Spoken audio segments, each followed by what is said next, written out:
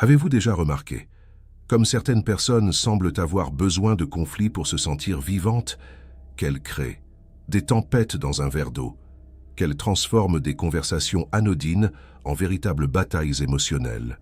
Et vous, pendant des années, vous avez été entraîné dans ces tourbillons, réagissant, vous défendant, vous justifiant, épuisé eux. Eckhart Tolle a découvert quelque chose qui change complètement cette dynamique, quelque chose que la plupart ignorent, parce que cela semble trop simple pour être vrai. Quand vous cessez de réagir au drama des autres, quelque chose d'extraordinaire se produit, non seulement pour vous, mais pour eux aussi. Aujourd'hui, je vais vous révéler exactement ce qui se passe, au moment où vous arrêtez d'alimenter le drama d'autrui. Pourquoi c'est si difficile? Et pourquoi cette capacité pourrait être la chose la plus puissante que vous développerez jamais? Mais d'abord, il faut que vous compreniez ce qu'Eckhart Tolle appelle le corps de souffrance. Le corps de souffrance est une entité énergétique qui vit à l'intérieur de nous. Il se nourrit de souffrance émotionnelle, et pas seulement de la vôtre. Il se nourrit du drama, du conflit, de la négativité. Tolle explique dans « Le pouvoir du moment présent » que tant que vous ne parvenez pas à accéder au pouvoir de l'instant présent, chaque douleur émotionnelle que vous expérimentez, ça laisse derrière elle un résidu qui continue à vivre en vous. Il fusionne avec la douleur du passé et se loge dans votre esprit et dans votre corps. Cet amas de douleurs non traitées crée une sorte d'entité, une entité, qui a besoin d'être alimentée pour survivre. Et comment se nourrit-elle? À travers vos réactions. Quand quelqu'un crée du drama et que vous réagissez, vous alimentez littéralement le corps de souffrance de cette personne.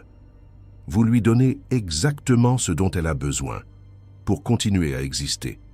Et voici la partie que personne ne vous dit. Le corps de souffrance de l'autre reconnaît le vôtre. Il communique, s'attire, et à un niveau inconscient. Il crée des situations qui génèrent plus de drama pour que les deux puissent se nourrir. Cela explique pourquoi vous vous retrouvez répétitivement impliqués dans des conflits avec les mêmes personnes.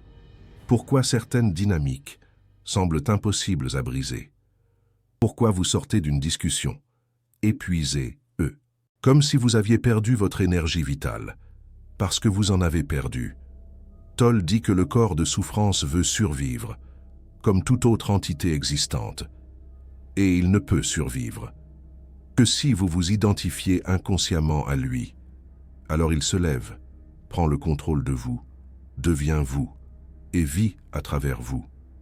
Avez-vous déjà dit quelque chose dans une discussion, et pensé ensuite « ça ne me ressemblait pas », c'était le corps de souffrance qui parlait. Avez-vous déjà ressenti une colère disproportionnée par rapport à la situation? C'était le corps de souffrance qui se nourrissait. Êtes-vous déjà resté à ressasser une conversation pendant des heures, des jours, incapable de passer à autre chose? C'était le corps de souffrance qui digérait son repas. Mais voici ce que Tolle révèle sur la guérison. Et c'est plus simple que vous ne l'imaginez. Au moment où vous observez le corps de souffrance, au moment où vous sentez son champ d'énergie à l'intérieur de vous et que vous portez votre attention sur lui, l'identification est brisée. Vous cessez d'être le corps de souffrance. Vous devenez l'observateur du corps de souffrance. Et ce changement de perspective change absolument tout. Quand quelqu'un essaie de vous entraîner dans le drama et que vous observez votre propre réaction sans agir, quelque chose de magique se produit. Premièrement, vous interrompez le cycle d'alimentation. Le corps de souffrance de l'autre ne reçoit pas ce dont il a besoin. Il est confus. Il monte en puissance, en essayant de provoquer une réaction plus forte. Et quand cela ne fonctionne pas non plus, il commence à perdre de la force. Deuxièmement, vous arrêtez de perdre votre énergie vitale. Cet épuisement post-conflit disparaît. Vous sortez des interactions dramatiques, intactes, préservées, parfois même dynamisées, par votre propre conscience.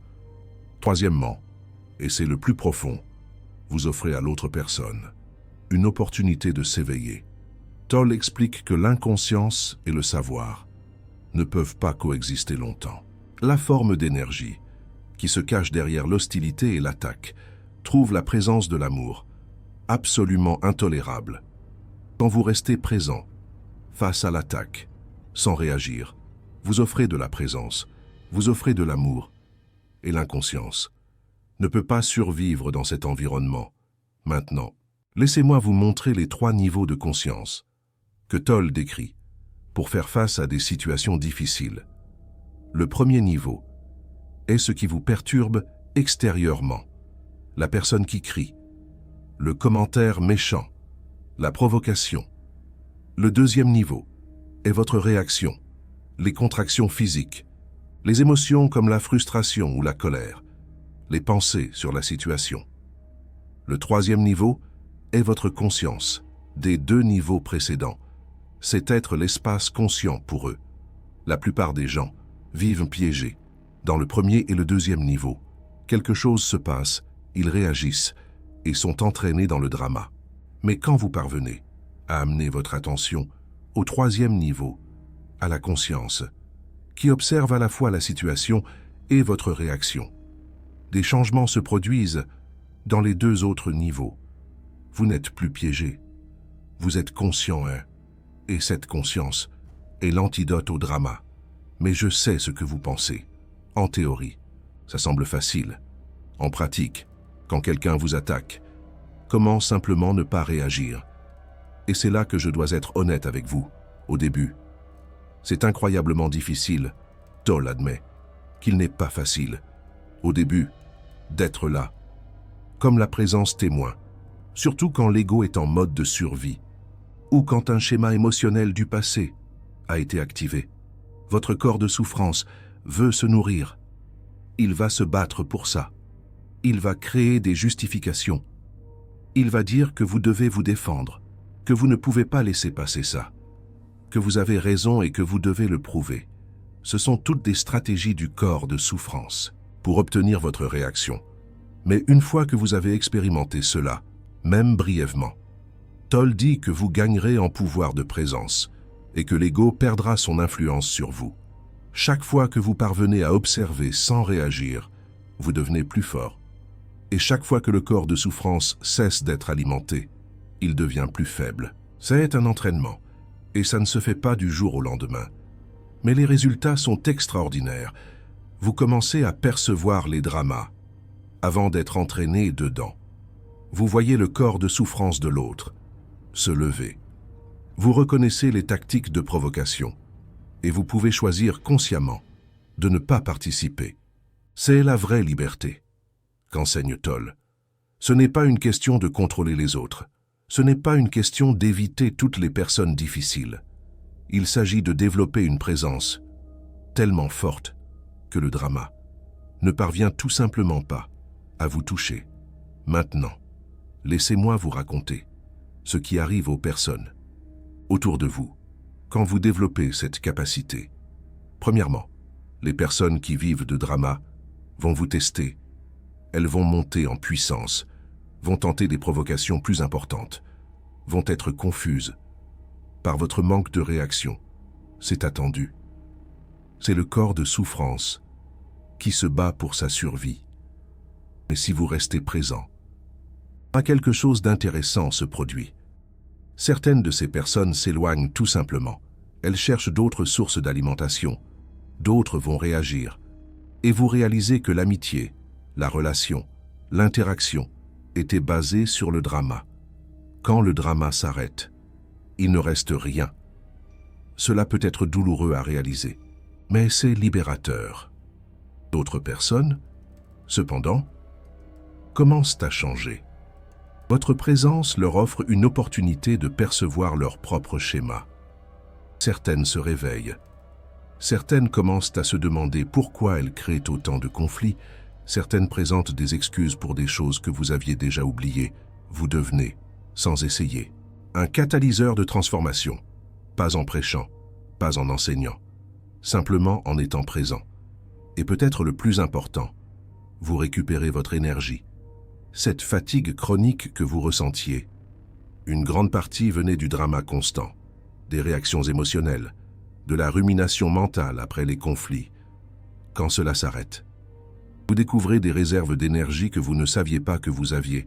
Vous dormez mieux, pensez avec plus de clarté, avez plus de disposition pour les choses qui comptent vraiment. Et tout commence avec un simple changement. Arrêtez de réagir. Laissez-moi vous donner un exemple qui illustre parfaitement comment cela fonctionne dans la pratique.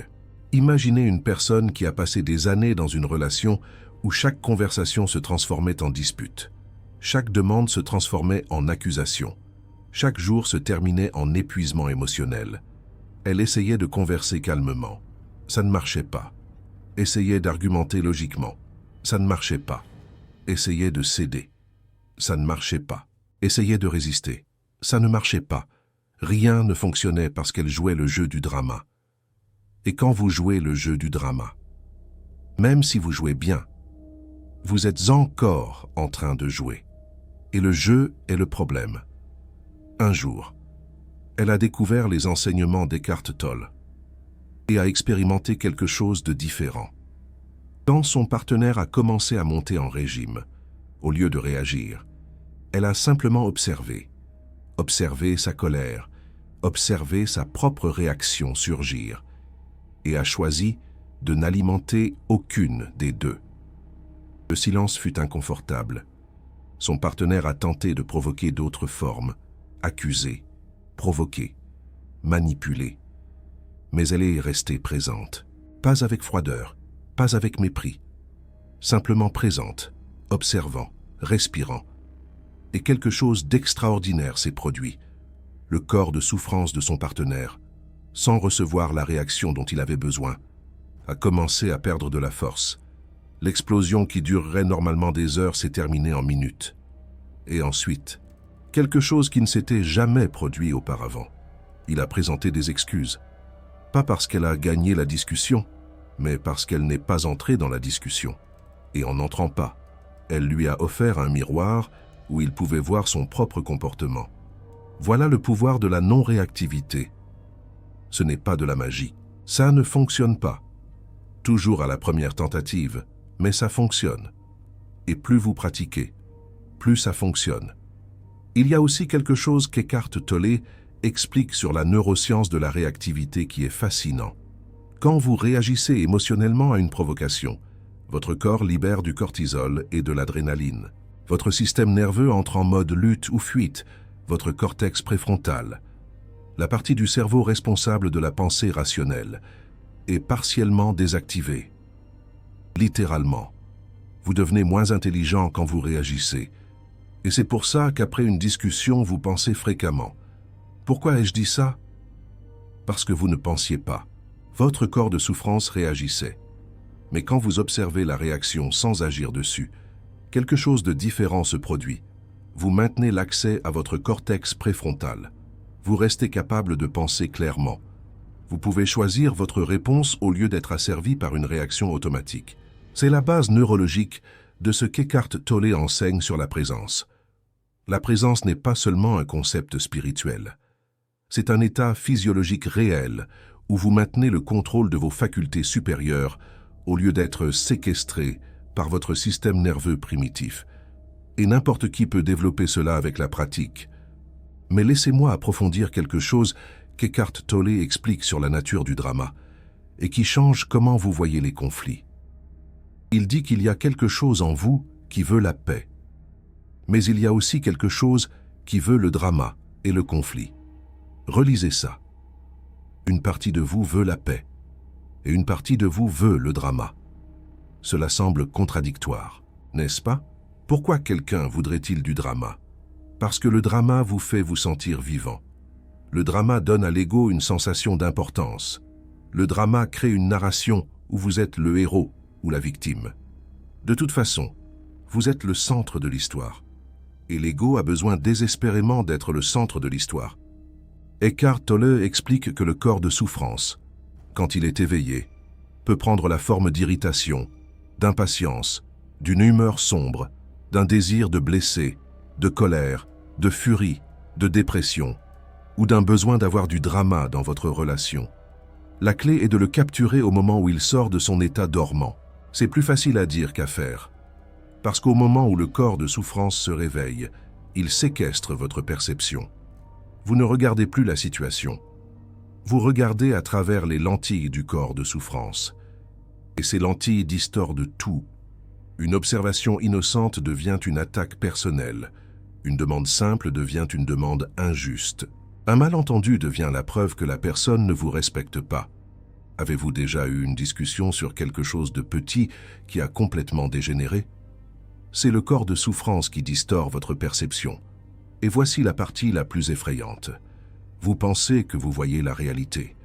Vous pensez que votre colère est justifiée. Vous pensez que l'autre personne est vraiment le problème. Mais comme Eckhart Tolle le souligne en citant Carl Jung, tant que vous ne rendez pas l'inconscient conscient, il va diriger votre vie, et vous appellerez cela le destin. Vous êtes contrôlé. Et vous pensez que vous avez le contrôle. Maintenant vient la partie pratique. Comment exactement arrêtez-vous de réagir?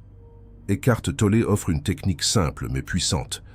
Dès que vous sentez une émotion négative comme la peur, la tristesse ou la colère, associée à une contraction dans votre corps, il est temps de devenir réellement présent avec l'émotion avant qu'elle ne commence à contrôler votre esprit et vos actions. Vous sentez l'émotion dans le corps. Vous ne pensez pas à elle. Vous sentez. Où sentez-vous la colère? Dans la poitrine? Dans la gorge? Dans les épaules? Vous observez la contraction physique sans essayer de la changer, sans essayer de vous détendre. Vous observez simplement. Cette observation crée un espace entre vous et l'émotion. Soudain, vous n'êtes plus la colère, vous êtes celui qui observe la colère. Et dans cet espace, vous avez le choix. Vous pouvez choisir de ne pas réagir. Vous pouvez choisir de ne pas dire cette chose qui va faire dégénérer le conflit. Vous pouvez choisir d'attendre que la tempête émotionnelle passe. C'est ça, le pouvoir. Pas le pouvoir de contrôler les autres, le pouvoir de se contrôler soi-même. Et cela change toutes vos relations, parce que quand vous arrêtez de réagir au drama, vous arrêtez de créer plus de drama. Et quand vous arrêtez de créer davantage de drames, les conflits commencent à se dissoudre. Non pas parce que vous avez cédé, non pas parce que vous êtes d'accord avec tout, mais parce que vous avez retiré le carburant qui maintenait le feu allumé. Il y a une question que vous devez vous poser avant de réagir à une provocation. Si la paix m'importe plus que toute autre chose, choisirais-je de rester non réactif et absolument alerte quand je suis confronté à des personnes ou des situations difficiles. Là, si la paix importe vraiment plus, le choix devient clair. Mais voici la vérité qui dérange. Pour beaucoup de gens, la paix n'importe pas plus. L'ego importe plus. Avoir raison importe plus. Prouver un point importe plus. Et c'est pour ça que le drame continue. Pas parce que les autres sont terribles, mais parce que nous avons secrètement besoin du drame, autant qu'eux. Reconnaître cela en soi, c'est le premier pas vers la liberté. Maintenant, laissez-moi vous raconter ce qui se passe à un niveau plus profond, quand vous développez cette capacité de non-réactivité. Eckhart Tolle décrit 3 niveaux de perception, et la plupart des gens ne vivent que dans les 2 premiers. Le premier niveau, c'est la situation externe. Ce qui se passe autour de vous, les mots qui sont dits, les actions qui sont entreprises. Le deuxième niveau, c'est votre réponse interne, les pensées qui surgissent, les émotions qui émergent, les sensations physiques qui apparaissent.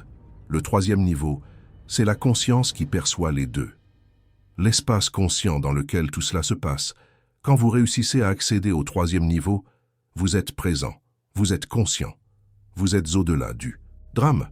Et de cet endroit, vous pouvez agir avec clarté, ne pas réagir impulsivement, agir consciemment. Il y a une différence énorme. Réagir, c'est automatique, c'est inconscient, c'est le corps de souffrance qui opère. Agir, c'est choisi, c'est conscient, c'est vous qui opérez, et les résultats sont complètement différents.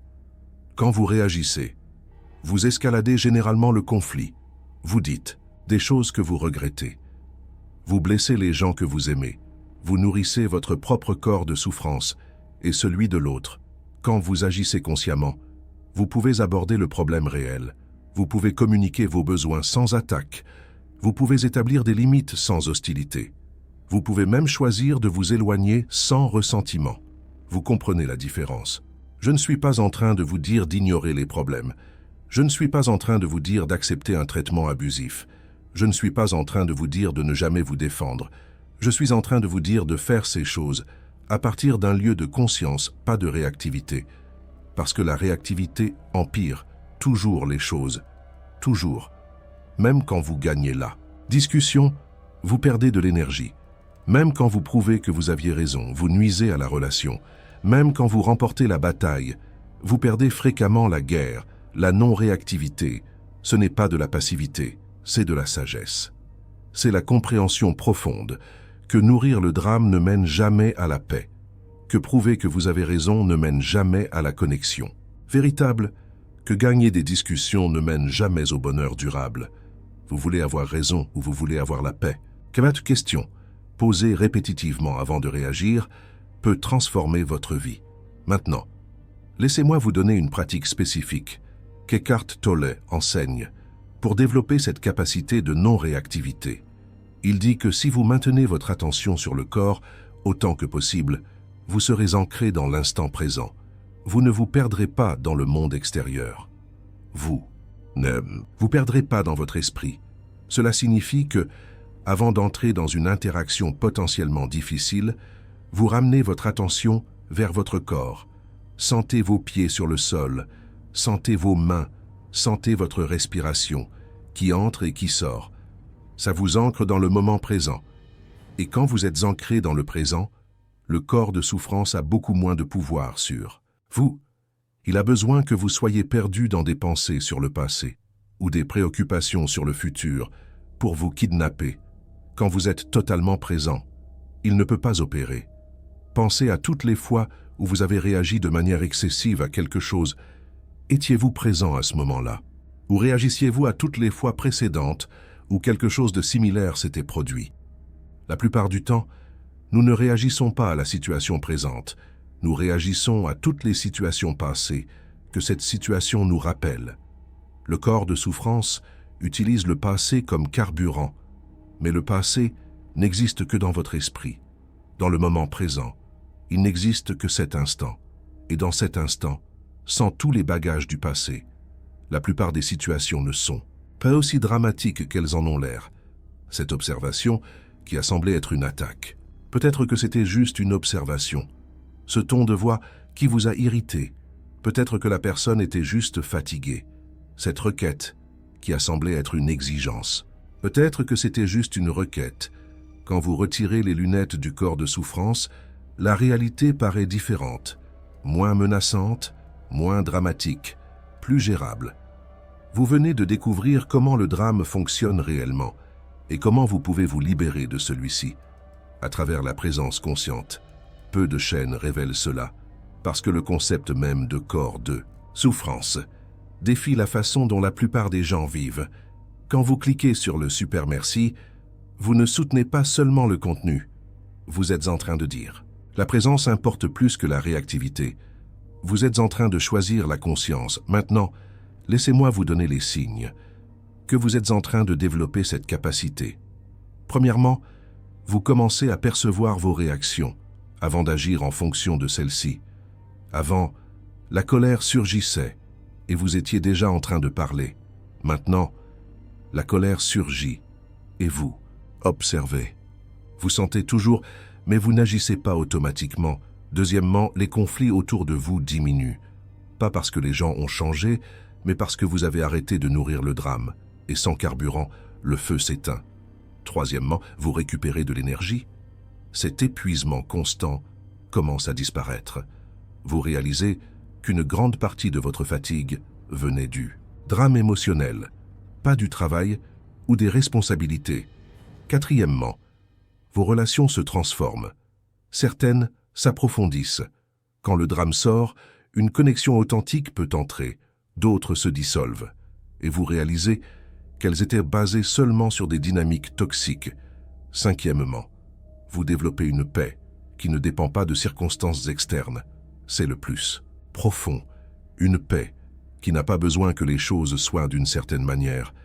Une paix qui existe indépendamment de ce qui se passe autour de vous. C'est ce que Tolle appelle la paix qui transcende toute compréhension. Ce n'est pas une paix fragile que n'importe quel conflit peut détruire. C'est une paix solide qui demeure, même au milieu du chaos. Maintenant, laissez-moi vous raconter quelque chose que vous ne voulez peut-être pas entendre. Développer cette capacité prend du temps. Vous allez échouer. Souvent, vous allez être entraîné dans des drames. Vous allez réagir quand vous ne le vouliez pas. Vous allez nourrir des corps de souffrance quand vous avez promis que vous ne feriez plus ça. Et c'est d'accord. Chaque fois que vous réalisez que vous avez réagi, vous êtes en train de développer la conscience. Chaque fois que vous vous observez au milieu d'un drama, vous grandissez. Chaque fois que vous choisissez de ne pas réagir, même si c'est une fois sur 10, vous devenez plus fort. Ne vous jugez pas sur la lenteur de vos progrès. Jugez-vous plutôt sur la direction que vous prenez. Êtes-vous en train de cheminer vers plus de conscience ou vers plus de réactivité? Si vous êtes ici, à regarder ça, à y réfléchir, la réponse est claire. Vous cheminez dans la bonne direction. Et chaque pas compte. Eckhart Tolle nous rappelle que la réaction n'est pas une véritable sensibilité. La réaction est une forme conditionnée de répondre à une situation. Et toute réaction vient en réalité du passé. La vraie sensibilité se manifeste quand vous êtes absolument présent dans une situation et que vous l'affrontez totalement telle qu'elle est. C'est cela qui différencie réagir de répondre. Réagir vient du passé. C'est automatique. C'est inconscient. Répondre vient du présent. C'est choisi. C'est conscient. Et vous pouvez apprendre à faire la transition de l'un à l'autre. Progressivement. Un exercice pour les prochains jours. Avant toute interaction qui a le potentiel de créer un drama, faites une pause de 3 respirations. Sentez votre corps. Ancrez-vous dans l'instant présent. Après l'interaction, observez. Avez-vous réagi ou répondu? Avez-vous été entraîné dans le drama? Ou êtes-vous resté présent? Ne vous jugez pas. Observez simplement. Cette observation constante va vous changer. Non pas parce que vous essayez de changer, mais parce que l'observation en elle-même est transformatrice. Et rappelez-vous toujours ce que Tolle enseigne. L'inconscience et le savoir ne peuvent pas coexister longtemps. Quand vous restez conscient face au drama, l'inconscience perd de son pouvoir, non seulement en vous, mais chez tous ceux qui vous entourent. Vous devenez un portail de conscience, sans prêcher, sans enseigner, simplement en étant. Et cela est plus puissant que n'importe quel argument que vous pourriez gagner. Dans les commentaires, racontez-moi. Quelle est la dernière fois où vous avez été entraîné dans un drama et où vous avez ensuite réalisé que vous n'aviez pas besoin de réagir? Soyez honnête. Je lis tous les commentaires et j'y réponds dans les premières heures. Et cette honnêteté aide les autres qui traversent le même processus. À la prochaine prise de conscience.